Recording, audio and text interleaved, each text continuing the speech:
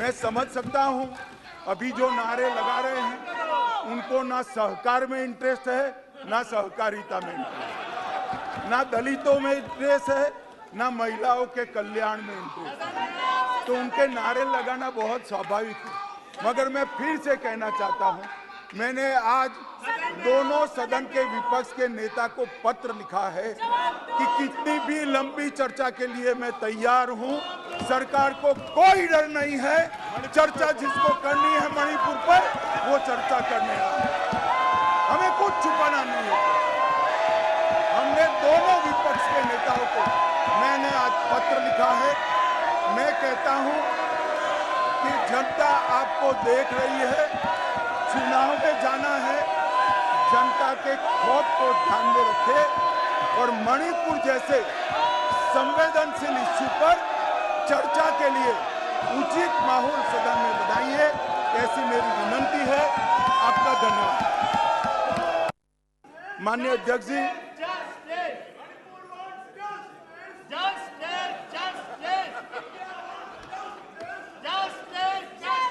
जोर से बोलो, जोर से।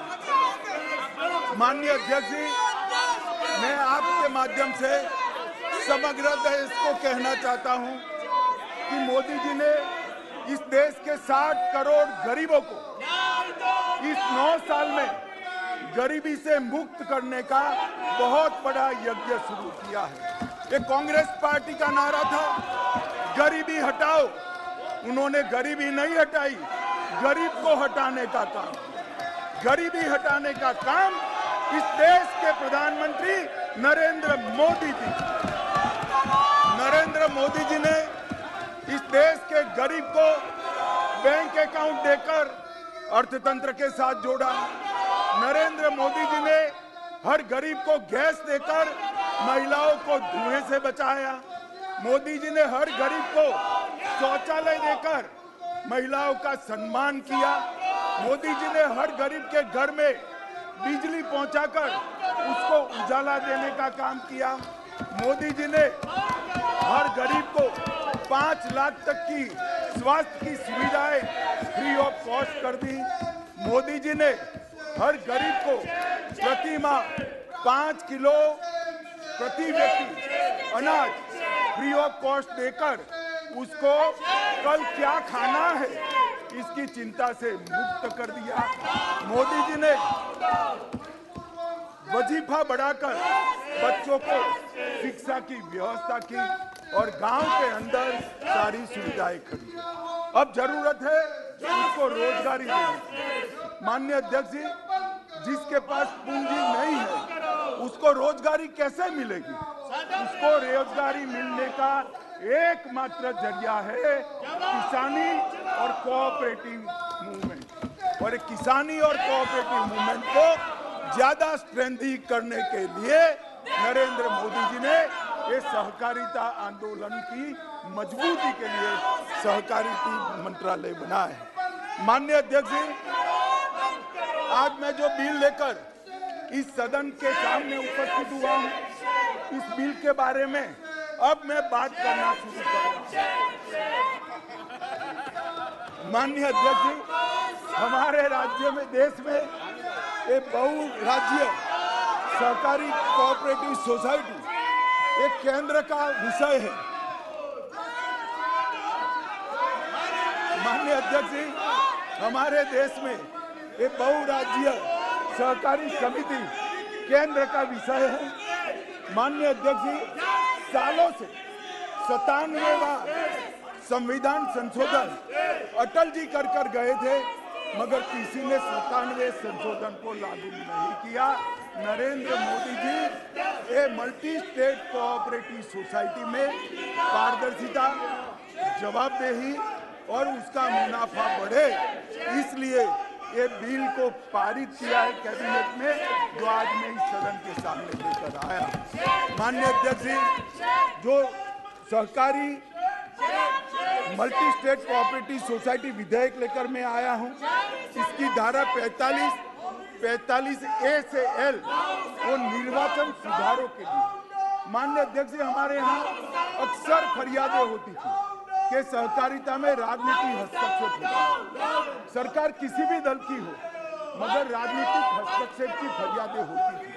अब हम एक 45 और 45A से L तक में एक प्रोविजन लेकर आए हैं जो चुनाव आयोग बनाने का प्रोविजन है। निर्वाचन प्राधिकरण बनाएगा जो स्वतंत्र रूप से चुनाव करेगा, तो इससे सरकारी दखल कम हो जाएगी।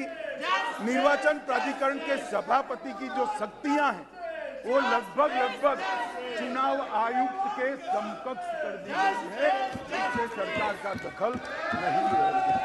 माननीय अध्यक्ष जी, हमने इसके साथ साथ तय किया है कि बोर्ड की 1/3 संख्या अगर खाली हो जाती है तो फिर से चुनाव करना पड़ेगा। माननीय अध्यक्ष जी, हमने इसके साथ साथ एक सुधार लेकर आए हैं कि बोर्ड की बैठकों में अनुशासन, सहकारी समितियों के कार्यलाभ और धारा 50 अध्यक्ष, उपाध्यक्ष और बोर्ड के सदस्यों को 3 माह के अंदर एक बोर्ड मीटिंग बुलाने के लिए कंपल्सन करेगा। माननीय अध्यक्ष जी, उपसभापति या सभापति ये बोर्ड नहीं बुलाते हैं तो हमने तय किया है कि CEO की जिम्मेदारी होगी कि बोर्ड बुला लें और मीटिंगें नियमित हो जाए। कई बार बहुमत खो देने की स्थिति में कई बार मीटिंग ही नहीं बुलाई जाती। अब ऐसा नहीं कर पाएंगे और CEO द्वारा मीटिंग बुलाने के लिए अगर 3 मास में मीटिंग बुलाइए फिर भी 50% सदस्य लीक कर देंगे तो कंपलसरी मीटिंग बुलानी पड़ेगी। माननीय अध्यक्ष जी, सहकारी सोसाइटी के शासन में पारदर्शिता लाने के लिए इक्विटी शेयर धारक को बहुमत का प्रावधान भी हमने सुधारा है। सदस्यों में अनुशासन धारा 30 के द्वारा कोई भी सदस्य अगर गैर रीति के कारण निष्कासित हुआ है तो पहले वो फिर से चुनाव लड़ सकता था, अब 3 साल तक वो चुनाव नहीं लड़ पाएगा। माननीय अध्यक्ष जी, हमने इस सहकारी समितियों में एक SC या एक ST और एक महिला इसको रिजर्वेशन देने का काम किया है, जिससे ST, SC और महिलाओं का प्रतिनिधित्व इसके अंदर बढ़ेगा। माननीय अध्यक्ष जी, निर्देशक बोर्ड में पारदर्शिता लाने के लिए कंकरेंट ऑडिट की हमने व्यवस्था की है। 500 करोड़ से ज्यादा जिसका टर्नओवर है वो सारी सहकारी समितियों को कंपलसरी कंकरेंट ऑडिटर रखना पड़ेगा और वो ऑडिटर RBI की पैनल से ही रख पाएंगे। माननीय अध्यक्ष जी, विभिन्न संवैधानिक अपेक्षाओं का अनुपालन न करने के लिए अगर बोर्ड के मेंबर नहीं करते हैं तो धारा 43 से उसको बोर्ड के मेंबर रहने के लिए अयोग्य घोषित करना है। माननीय अध्यक्ष जी, मैं भी सहकारिता आंदोलन से जुड़ा हुआ हूं। सहकारिता आंदोलन में बहुत सारा आरोप लगता था कि जो लोग सहकारिता समिति चला रहे हैं वही लोग अपने चाचा, मामा, चाचा का बेटा, भाई, साला, साली उसको नौकरी देते थे।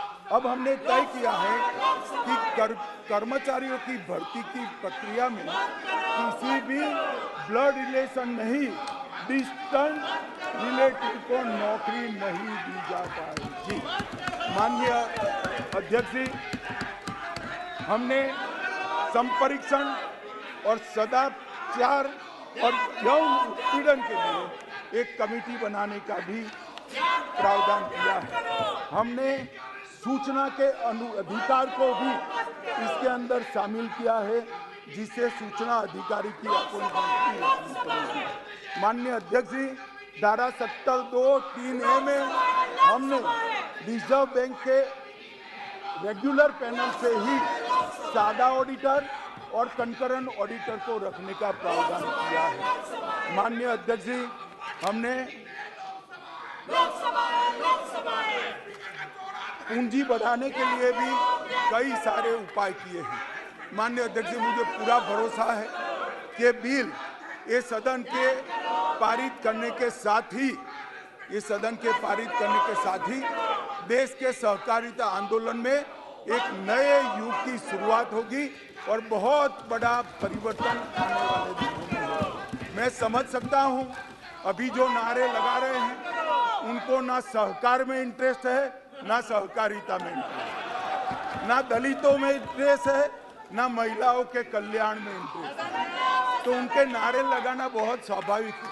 मगर मैं फिर से कहना चाहता हूं, मैंने आज दोनों सदन के विपक्ष के नेता को पत्र लिखा है कि कितनी भी लंबी चर्चा के लिए मैं तैयार हूं। सरकार को कोई डर नहीं है। चर्चा जिसको करनी है मणिपुर पर, वो चर्चा करने आए। हमें कुछ छुपाना नहीं है। हमने दोनों विपक्ष के नेताओं को मैंने आज पत्र लिखा है। मैं कहता हूं कि जनता आपको देख रही है, चुनाव में जाना है, जनता के खौफ को ध्यान में रखे और मणिपुर जैसे संवेदनशील इश्यू पर चर्चा के लिए उचित माहौल सदन में बनाइए, ऐसी मेरी विनंती है। आपका धन्यवाद। प्रश्न ये है कि विधेयक पर विचार किया